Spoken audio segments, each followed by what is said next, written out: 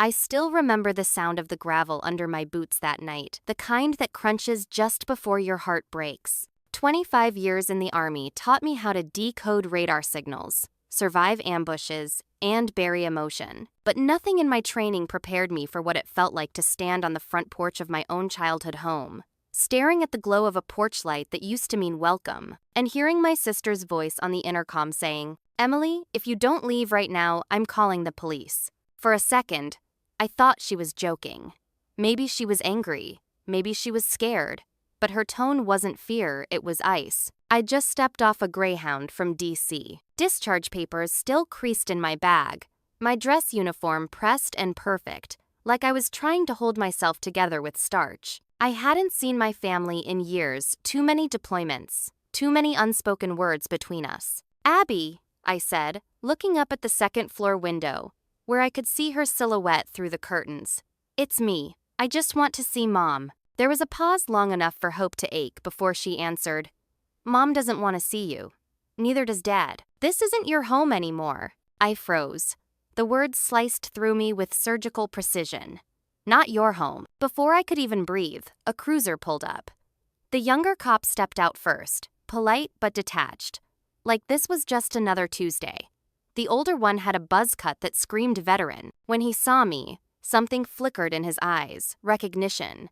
Maybe respect, but he stayed silent. "Ma'am," the young officer said, "this property belongs to Charles and Abigail Lawrence. You don't have legal access."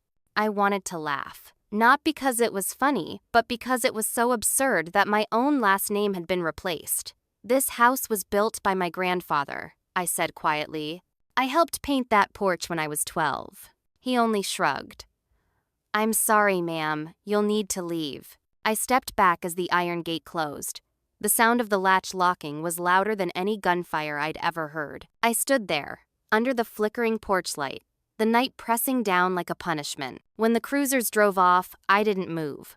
I couldn't.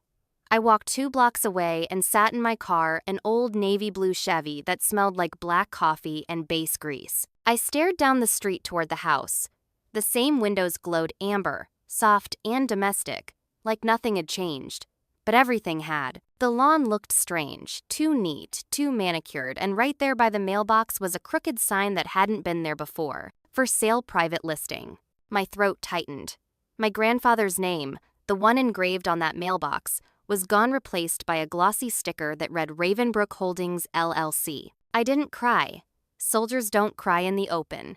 But something in me cracked quiet and deep. That night, I sat there until the streetlights dimmed and dawn scraped across the horizon. I had no plan, no home, just a hollow silence where belonging used to live. Then my phone buzzed. A number I didn't recognize. Just one line on the screen. "You shouldn't have come back, Emily." I looked up at the house, my heart pounding in the slow rhythm of a threat. But I didn't know that the biggest shock was still waiting inside that house. The next morning, the town smelled like rain and old memories. I parked outside Mabel's Diner, the same one Grandpa used to take me to after church on Sundays. The waitress still wore a pink apron, and the coffee still tasted like burnt hope. That house wasn't just property to me. It was a heartbeat. Grandpa built it in 1956, brick by brick, after coming home from Korea. He used to say, "A house ain't walls and nails, Em. It's proof you existed." And now, somehow, I'd been erased. I flipped through the local paper while stirring my coffee. The real estate section caught my eye. There it was again, Ravenbrook Holdings, LLC. Same address, same house, listed at nearly half its value. Something about that smelled wrong. I needed help. Someone who could navigate paperwork better than I could navigate war zones. That's when I remembered Rachel Moore. She was my college roommate before I enlisted, the only person who'd ever told me I was brave for leaving. Now, she was a property attorney in downtown Columbus. I found her number on LinkedIn, half expecting it to go nowhere. But when she picked up, her voice was warm, curious, cautious. "Emily? It's been, 15 years? 20, I said softly. "And I need a lawyer." 2 hours later, I was sitting across from her in a small office that smelled like paper and ambition. Rachel hadn't changed much. Same sharp jawline, same intensity in her eyes. She listened as I told her everything.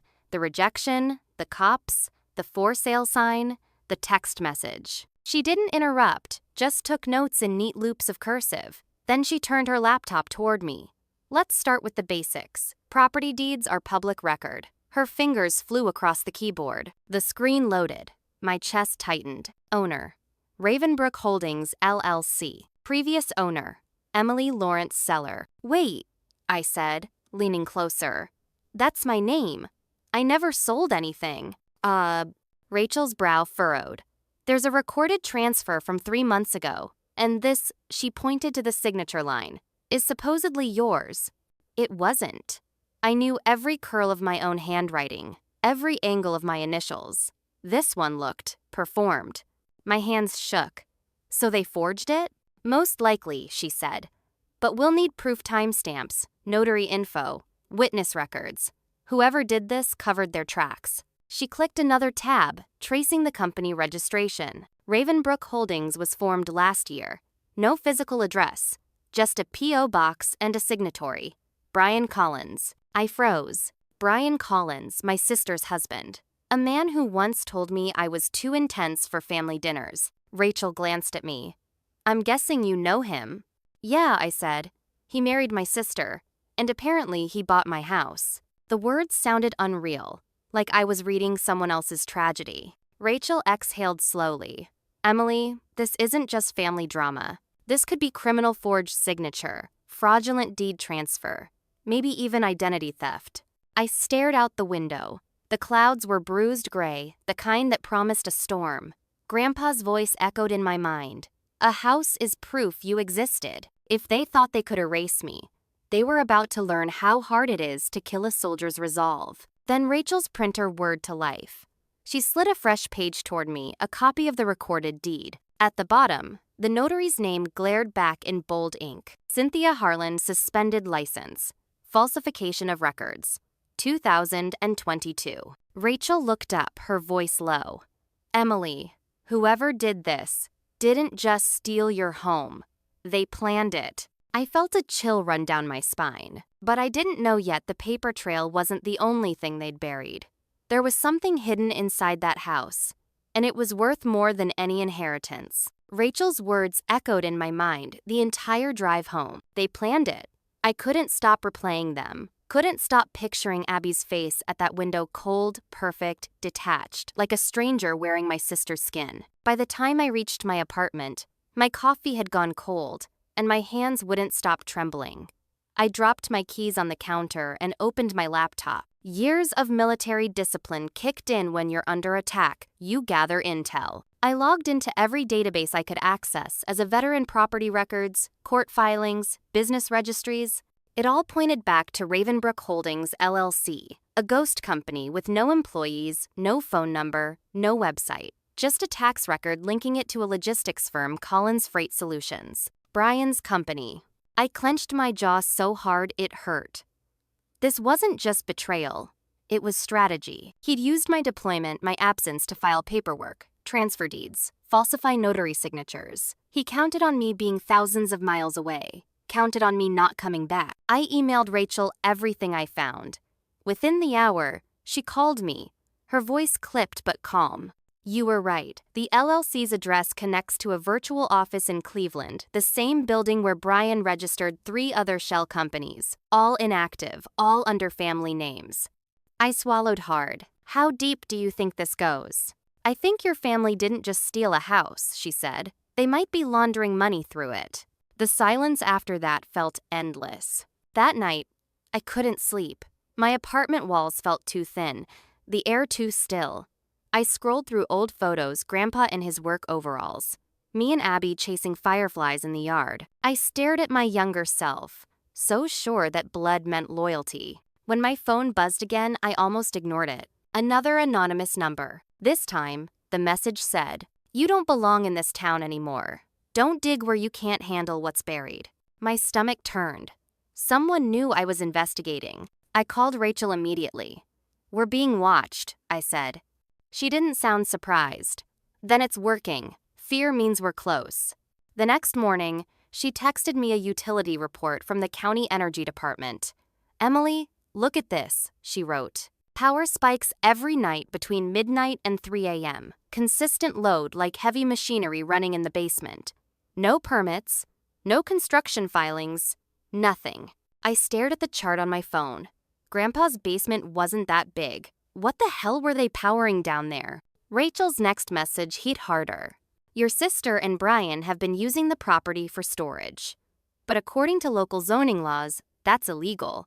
And get this, your father's signature appears on the business waiver that authorizes it. I dropped the phone. My father, Charles Lawrence, the man who taught me how to salute, how to never lie, how to earn what's yours. I couldn't believe it. Or maybe I could, and I just didn't want to. I opened the old photo album again, tracing my fingers over the house in one faded picture, the porch light glowing gold. Grandpa standing proud beside me. It felt like he was watching from somewhere, daring me to keep fighting. I whispered to the empty room. They think they erased me on paper, but paper burns, and truth doesn't. That's when a knock came at my door. 3 slow taps deliberate. I froze. Peered through the peephole. No one. Just a folded note taped to the glass. One sentence, handwritten. If you want the truth, come to the alley behind Windmere Street at 11. Come alone. My heart raced, and I didn't know yet that what waited for me in that alley would change everything I thought I knew about my family. The night air bit at my skin as I parked 2 blocks from Windmere Street. The town was asleep, except for the lonely hum of a streetlight flickering like it had secrets of its own. My heart thudded beneath my jacket in that slow, military rhythm, calm on the outside, chaos underneath. The alley stretched behind the houses like a forgotten scar. I kept to the shadows, my boots silent against the cracked asphalt. The smell of oil and damp leaves filled the air. For a moment, I almost turned back until I saw him. A man leaned against a rusted dumpster, cigarette glowing in the dark. Mid-40s maybe, broad shoulders under a faded denim jacket, ball cap pulled low. He didn't flinch when I approached, just looked up and said, "You're Emily." I stayed a few steps back. "Depends who's asking." He nodded like he expected that. "Name's Ray McClendon. I fix cars at the shop off Route 19. Knew your granddad." The name stirred something in me, faint but familiar. "You worked on his truck." He smiled, a tired kind of smile. "Yeah. Old Ford with the busted carburetor. Man couldn't let it go." For a moment, it felt safe. But then his face hardened.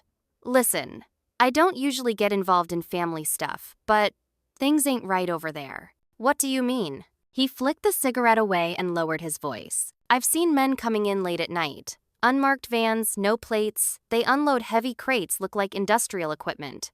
Always the same 2 guys. And one of them..."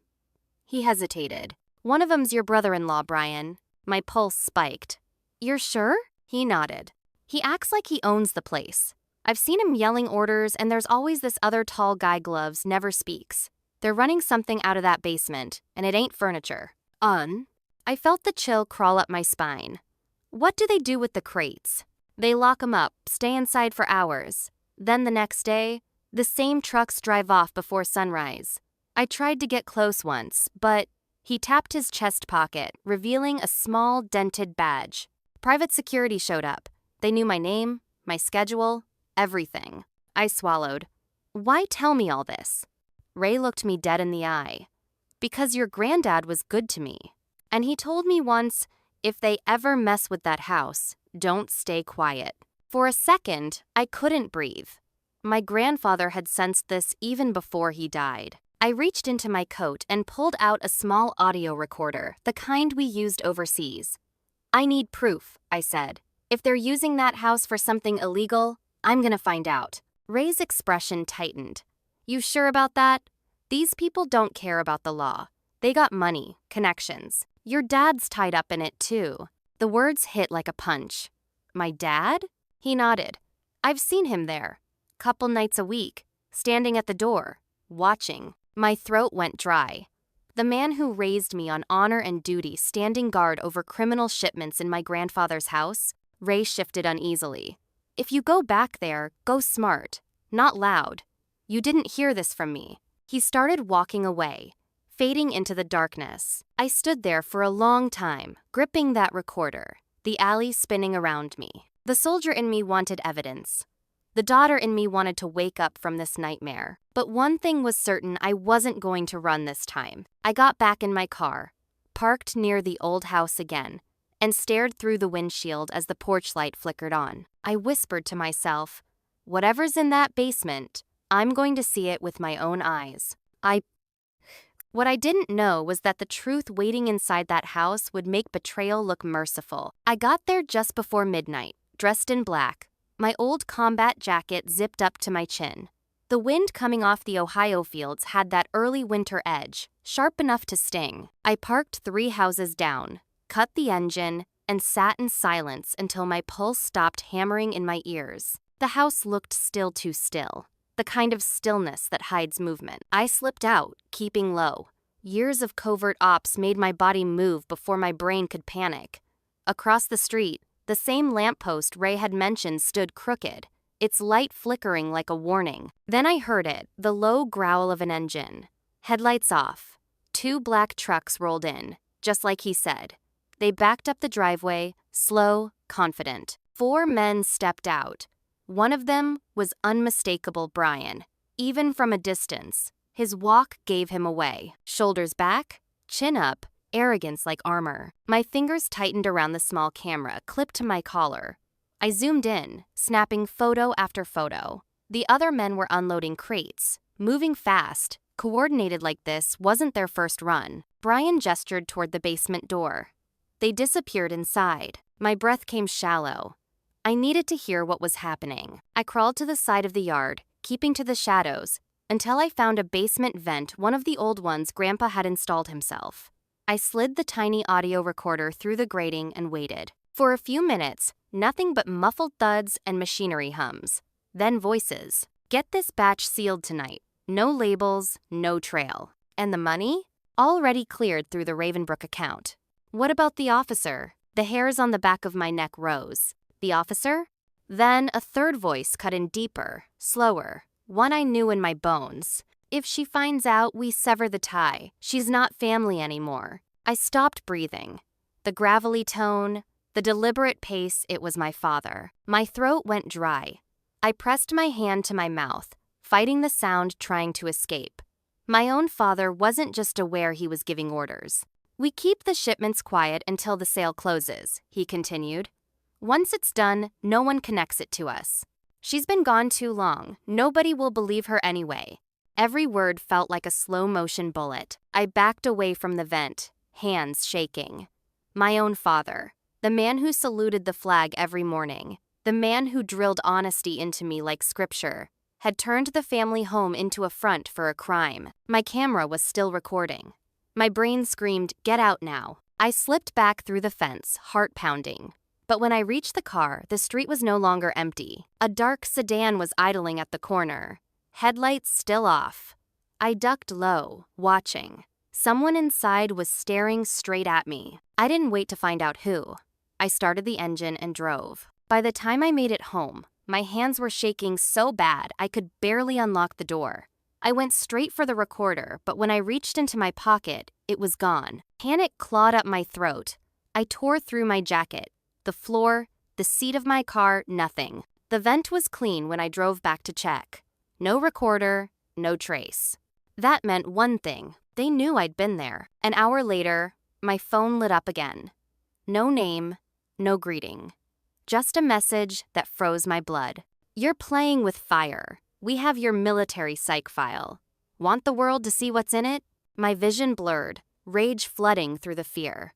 They were trying to make me doubt myself, to use my own past against me. But they underestimated me. I wasn't the broken soldier they thought I was. I was just getting started, and they had no idea what kind of war I was about to bring to their doorstep. By dawn, my apartment looked like a command center again. Cables sprawled across the floor, 2 laptops glowing in the dark, stacks of printouts lined with red ink. The same discipline that had kept me alive overseas now kept me from falling apart. They'd stolen my home, forged my name, and weaponized my past. But the thing about soldiers like me, we don't retreat. We regroup. The first person I called was Rachel. She answered before the first ring finished. Emily? Her voice was tight, alert. What happened? They know. I said. They were in the house last night. I caught voices, Brian's, maybe two others, but my recorder's gone. Gone? Taken. Probably before I even made it back to the car. There was a long pause. I could hear her typing. Then it's time we move faster. We'll need help. Digital forensics. Someone who can trace files, IP logs, anything. I already had someone in mind. His name was Jason Wu, a cyber analyst I'd served with at Fort Meade. He owed me a favor, and I knew he was the best there was at untangling lies made of data. I sent him everything, the deed scans, the company files, the fake notary stamp. Within 10 minutes, my screen lit up with his message. They built a network of shell companies to hide transactions. I'm mapping them now. Don't delete anything. Rachel joined our call from her office, hair tied back, eyes focused like a surgeon. Here's what I found, she said, holding up a printed document. Your father's signature appears on a federal land use permit filed under Ravenbrook Holdings. He authorized equipment storage under government logistics. I blinked. You're saying they used my family name to get federal clearance? Exactly, and that's where they screwed up. If your father used your military background to justify those contracts, that's fraud on a federal level. We can use that. Jason whistled softly. That's not small-time corruption. That's prison-time corruption. I stared at the screen, my pulse steady but my hands cold. Then let's start the countdown. Hours blurred into one another. The three of us combed through files like surgeons in triage. Jason hacked through document metadata, unearthing timestamps and IP logs that matched Brian's old work laptop. Rachel cross-referenced legal filings with county databases. I scrolled through every email, every message I'd ever received from my family looking for something, anything that tied the pieces together. By evening, Jason froze mid-sentence. Wait, you're not gonna like this. What is it? He zoomed in on a digital signature in one of the Ravenbrook filings. Your father authorized the warehouse rental on the property the week before your grandfather died. He knew what was coming. My stomach dropped. He was planning it before Grandpa even passed? Yeah, the same day your sister wired a payment from their joint account to the LLC. The room went silent. Rachel finally spoke. Emily, this wasn't some impulsive betrayal. It was a coordinated setup, months, maybe years in the making. I sat back, staring at the wall. In my mind, I could still see my father teaching me how to aim, how to stand tall, how to live with honor. I'd spent my whole life trying to earn his approval. Turns out, the only thing he ever wanted was control. Rachel broke the silence. We can file an injunction first thing tomorrow, freeze the property title and subpoena every bank record tied to Ravenbrook. Once that's in motion, they can't sell, transfer, or hide anything. Jason leaned closer to his webcam. You ready for this, Emily? It's gonna get ugly. I looked straight at him. Jason, I fought in places where people didn't come back. I've seen ugly. I gestured to the mountain of evidence on my desk. This is just paperwork with blood on it. Rachel smiled faintly, almost proud. Then let's go win a war the legal way. As the clock struck midnight, I printed every file and packed them neatly into a binder. Each page felt like armor. But even with all our preparation, part of me knew paperwork was only the beginning. Because when family feels cornered, they don't surrender.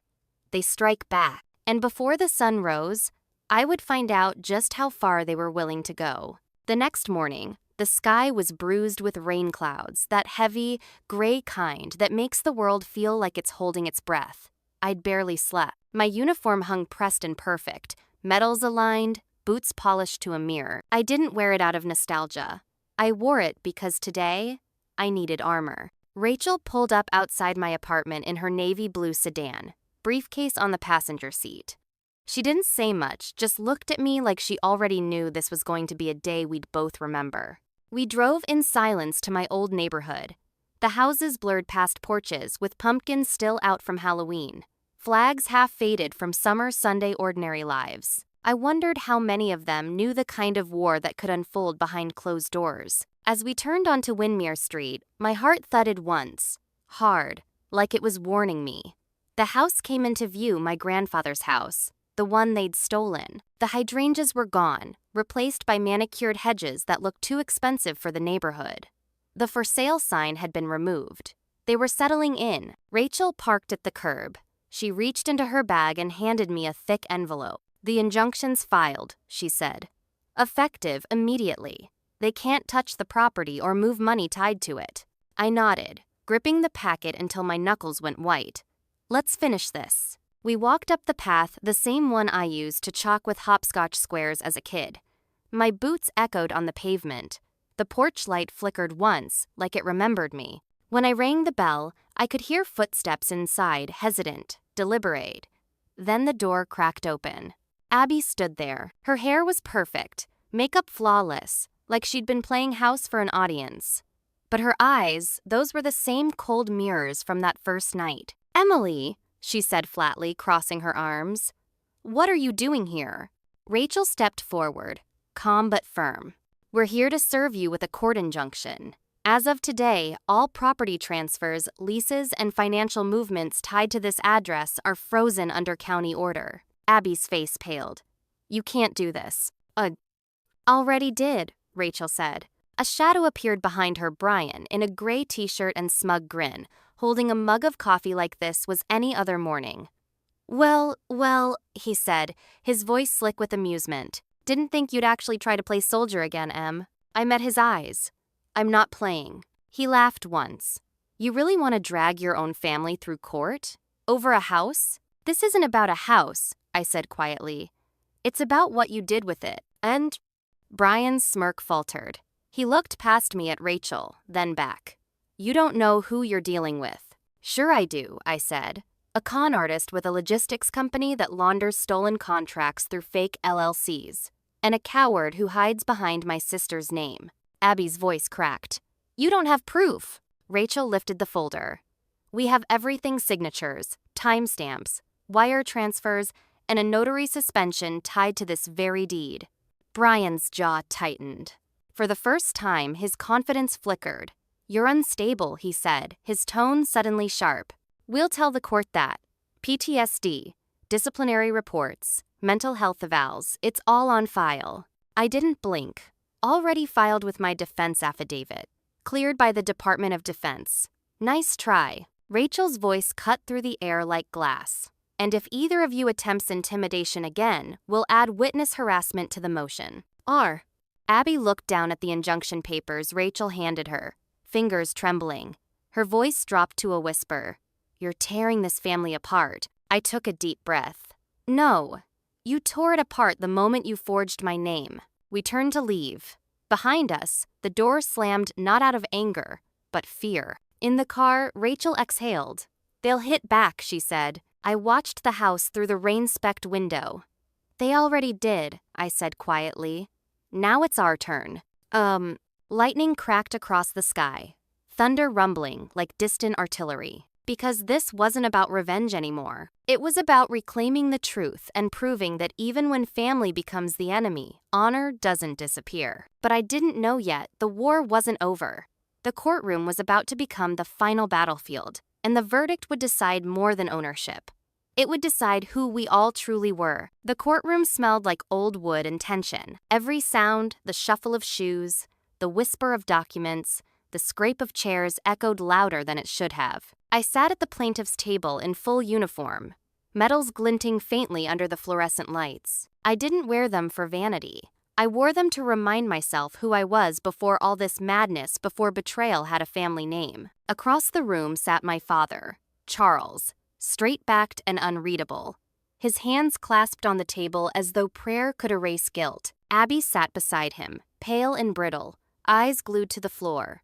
Brian lounged in his chair, confidence dripping like cheap cologne. He whispered something to his lawyer and smirked. Rachel stood next to me, calm and composed, her legal pad covered in tight blue ink. She didn't fidget, didn't blink much, just waited for the right moment to strike. When the judge entered, the silence was absolute.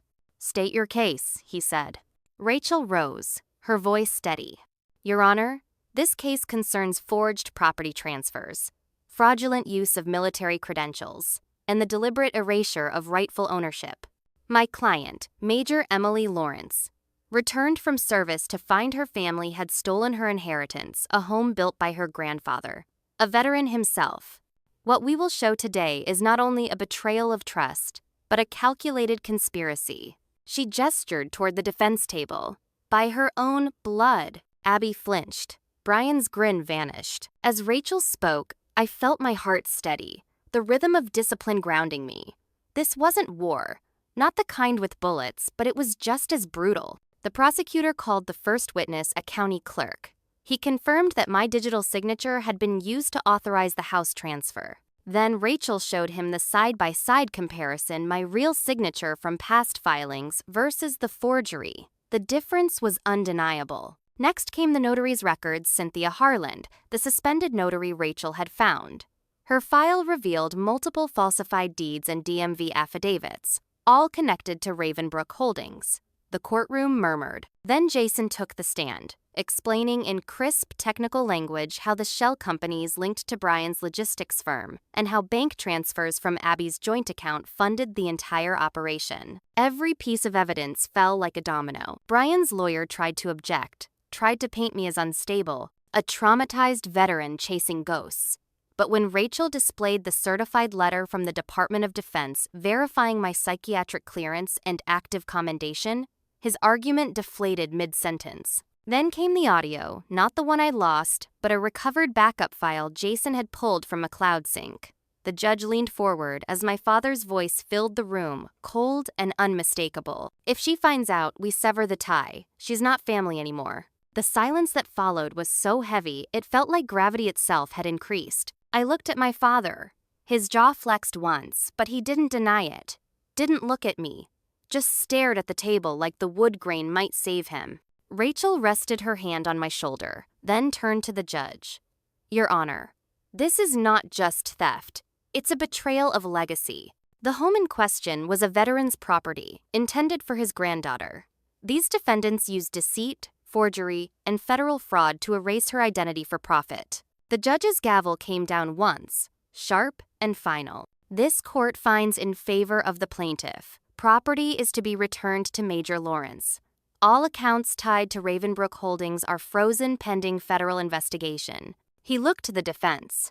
Charles Lawrence, 8 years for fraud and conspiracy. Brian Collins, 10 years for wire fraud and contract abuse.